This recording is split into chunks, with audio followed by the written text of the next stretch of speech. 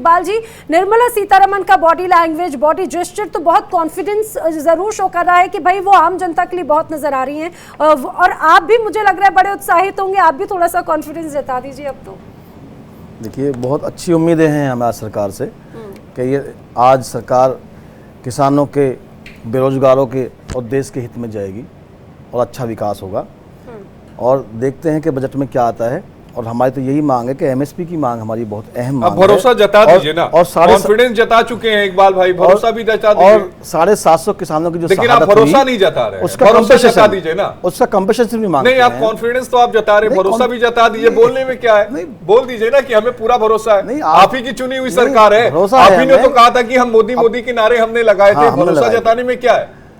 नहीं, हमें बहुत उम्मीदें हैं सरकार से, और उम्मीद अगर ना होती तो आज सरकार को हम ना बनाते, क्योंकि इस सरकार को हमने चुना है, इस सरकार को हमने बनाया है। लेकिन आप भरोसा नहीं जता रहे हैं। नहीं, इस सरकार से आप उस शब्द से परहेज कर रहे हैं। मुझे समझ में नहीं आ रहा आप उस शब्द से परहेज क्यों कर रहे हैं। नहीं, परहेज तो ये है कि अगर देखते हैं 11 बजे आ जाएगा बजट, उसमें एमएसपी करते हैं या नहीं करते, करेंगे तो वेल एंड गुड, बहुत अच्छी बात है, इनका स्वागत करते हैं, और नहीं करेंगे तो झंडा हमारा तैयार है आंदोलन के लिए। सिर्फ एमएसपी ही मुद्दा है, इसके अलावा जो तमाम रियायतें, जो तमाम योजनाएं सरकार लेकर आती है किसानों को लेकर, उस पे किसानों की कोई राय नहीं है क्या? नहीं, किसानों की राय है। देश से हर जुड़ी कड़ी के साथ किसान खड़ा है।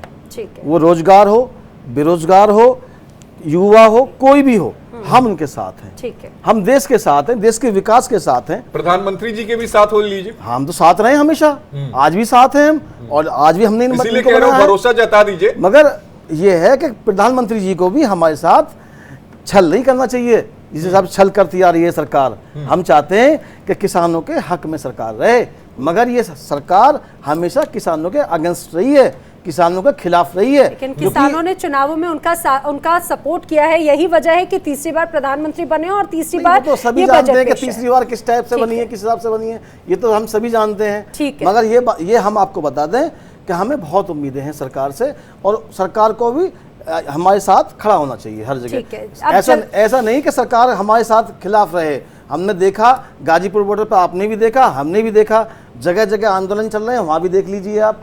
ये 5 साल में बहुत कुछ बदला है, 5 साल में बहुत कुछ बदला है मुझे लगता है इकबाल जी। लेकिन जल्दी से एक बार फिर से पंकज का रुख कर लेते हैं। पंकज, निर्मला सीतारमण अब वित्त मंत्रालय तो पहुंच चुकी हैं, बहुत ज्यादा वक्त नहीं रह गया है, पब्लिक की उम्मीदें क्या है, सभी की निगाहें इस बजट पर है? जी हाँ, बिल्कुल, आपको बता दें कि अब से कुछ ही देर बाद बजट पेश होना है, और यहाँ पर पब्लिक को बहुत ही उनसे एक आशा है कि उनको क्या मिलेगा, किस तरह से मिलेगा। मैं बात करूँगा, मेरे साथ कुछ लोग और हैं। मेरा नाम गोपाल पासवान हुआ। आप रेलवे से आए हैं, कहाँ से आए, कहाँ जा रहे हैं? हम आए हैं बिहार से, दिल्ली में आए हैं। अच्छा, आप बजट पेश होना है,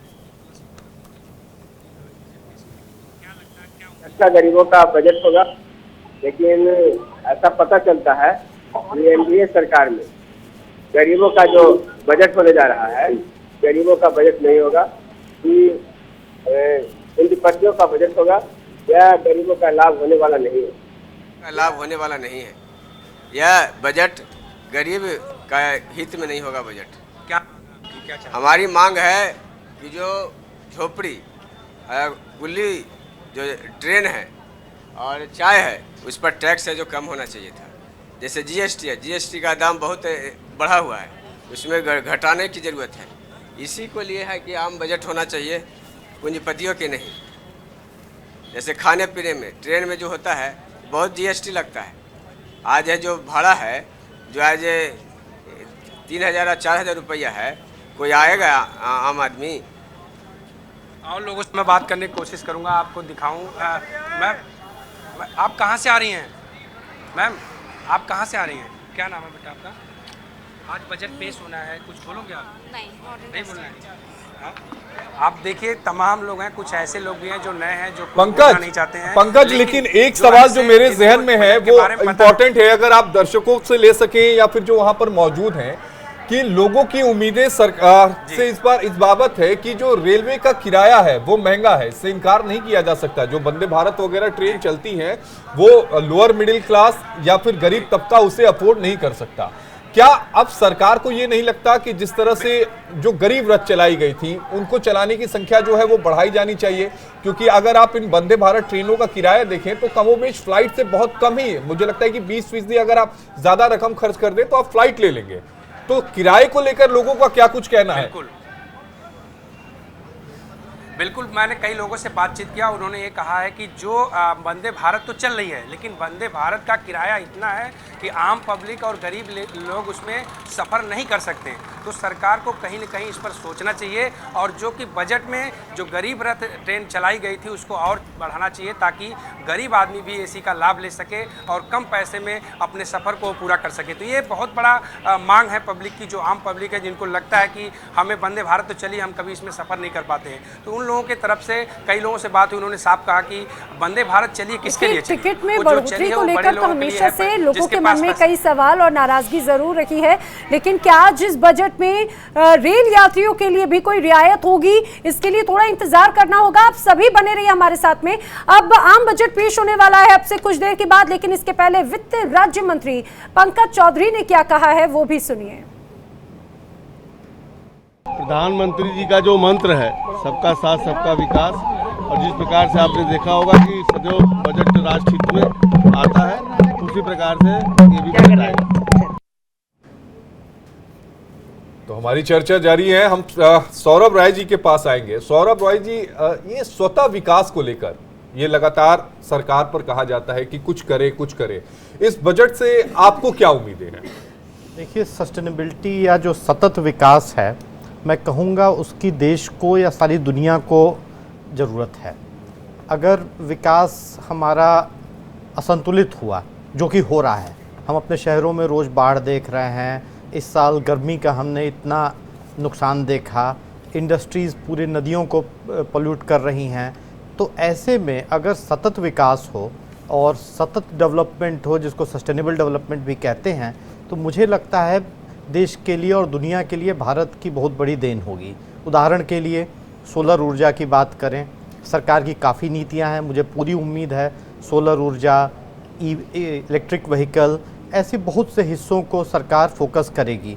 इसके अलावा सोलर ऊर्जा को लेकर सरकार फोकस कर रही है, लेकिन वो आम लोगों तक पहुंच नहीं पा रही है। सरकार की तरफ से रियायतें भी दी जा रही है, और ये भी कहा जा रहा है कि अगर आप सोलर ऊर्जा को अपनी छतों पर लगाएं, उसकी जगह आप इलेक्ट्रिसिटी जनरेट करते हैं, तो उसके बदले में सरकार पैसे भी दे रही है, लेकिन वो लोगों तक पहुंच नहीं पा रहा है। क्या वजह है कि क्या सरकार जो इकोनॉमिकली जो है वो उतना सपोर्ट नहीं कर पा रही है लोगों को? सवाल वो नहीं है, सवाल है कि वो पूरी तरह से उसका प्रचार प्रसार सही मायनों में हो नहीं पा रहा है। और जहाँ तक प्रश्न आता है कि जो बुनियादी व्यवस्था है, आपको सप्लाई चेन की जो दिक्कतें हैं, वो भी इन चीज़ों को बढ़ने से रोक रही हैं, और इन्हीं चीज़ों पर सरकार को फोकस करना चाहिए।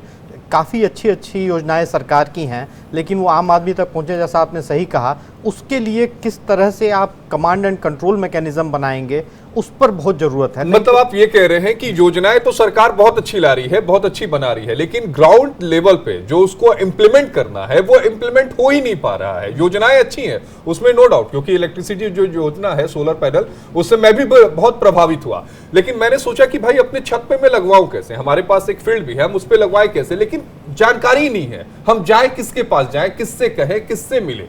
बिल्कुल सही कह रहे हैं आप। और होता क्या है कि उसमें जैसे पुराने ज़माने के लीकेज थे, आज भी लीकेज होने लगे हैं। लोग उसी में अपना बीच में अपना हाथ साफ करने लगते हैं, मिडिल मैन जिनको कहते हैं। चाहे आप पराली जलाने की बात कीजिए, चाहे आप वेस्ट मैनेजमेंट की बात कीजिए, योजनाएं बहुत अच्छी हैं, और सततता तभी आएगी जब इनका क्रियान्वयन ईमानदारी से होगा। और सस्टेनेबिलिटी बहुत ही जरूरी है, जो हम सब देख रहे हैं, उसकी कॉस्ट हम सबको भुगतनी पड़ती है। और मुझे लगता है पारदर्शिता होना भी अपने आप में एक बहुत ऐसा कोई एक सिस्टम हो जिससे वो चीज और भी स्मूथ हो, उसका क्रियान्वयन स्मूथ हो। जल्दी से एक बार फिर से जनता की भी राय जान लेते हैं। दीपक चावला राजस्थान से हमारे साथ में हैं। दीपक, पब्लिक की ओपिनियन क्या है? क्योंकि भाई राजधानी दिल्ली के तो लोग हैं वो बढ़ते रेल किरायों से जरूर परेशान है, महंगाई से परेशान है। राजस्थान की जनता की क्या उम्मीदें हैं इस बजट को लेकर? बिल्कुल सीधा इन्हीं से बात कर लेते हैं, क्या चाहते हैं, बजट कैसा होना चाहिए? हाँ, नमस्कार सर, मेरा नाम दिलीप सिंह शेखावत है। मैं बजट से बहुत उम्मीद करता हूँ, मैं मोदी सरकार से बहुत उम्मीद करता हूँ, मैं मोदी जी से बहुत उम्मीद करता हूँ। सर, हमको कम से कम मजदूरों को रोटी, कपड़ा, मकान तो कम से कम उपलब्ध तो कराया जाए, बिल्कुल पूरी तरह निश्चिंत होके। हम सब पूरे जो दिन भर मेहनत करते हैं, 15 से 17 घंटे मेहनत करते हैं, तो रोटी नहीं खा पा रहे हम साहब, इतनी मेहनत करते हैं। आप गैस देखो तो गैस इतनी महंगी, आप सब्जियां देखो तो आसमान सूर्य 125 रुपये किलो, जो 20 रुपये किलो सब्जी थी वो 125 रुपये किलो सब्जी पहुंच रही है सर। फल देखो तो फल महंगे हो रहे हैं सर, क्या खाएं, बच्चों को दूध पिलाएं तो कहाँ से पिलाएं सर, इतनी महंगाई हो रही है। मोदी जी से ये उम्मीद करता हूँ कि बजट में कम से कम रोटी तो कम से कम सस्ती करे, गेहूँ तो सस्ता करे। मैं ये नहीं कह रहा किसानों को मारिए, आप किसानों को भी दीजिए सर, लेकिन दोनों को सामंजस्य बैठाइए और गरीबी अमीरी को बीच में करिए। आप सब बजट में आप गोल्ड पे सोने पे आप टैक्स लगाइए, कारों पे टैक्स लगाइए, आप विलासिता पे टैक्स लगाइए, दारू पे टैक्स लगाइए, अच्छा टैक्स लगाइए, आप वहाँ से पैसा कमाइए, लेकिन गरीबों को आप रोटी दीजिए सर। आपसे यही उम्मीद है सर हमको, और हम आपके साथ हैं, हमेशा आपके साथ रहेंगे। तो देखिए, दिल से आपकी बात कर रहे हैं, आप बताओ। देखिए ये आम जनता की आवाज है, और ये आम जनता की आवाज देखिए कितनी बुलंदी से उन्होंने बात कही कि टैक्स से हमें दिक्कत नहीं है साहब, लेकिन टैक्स आखिर किन किन चीजों पर लगाना है, आम जनता को, मिडिल क्लास को, जो मिडिल मैन है उसको कैसे रियायत देनी है, इस बजट में उस पर जरूर विचार किया जाना चाहिए, और मुझे लगता है विचार किया भी गया होगा। प्रदीप मिश्रा जी और भाटिया जी का रुख करें, लेकिन उसके पहले जल्दी से एक छोटे से ब्रेक के लिए रुकेंगे, जल्द हाजिर होंगे।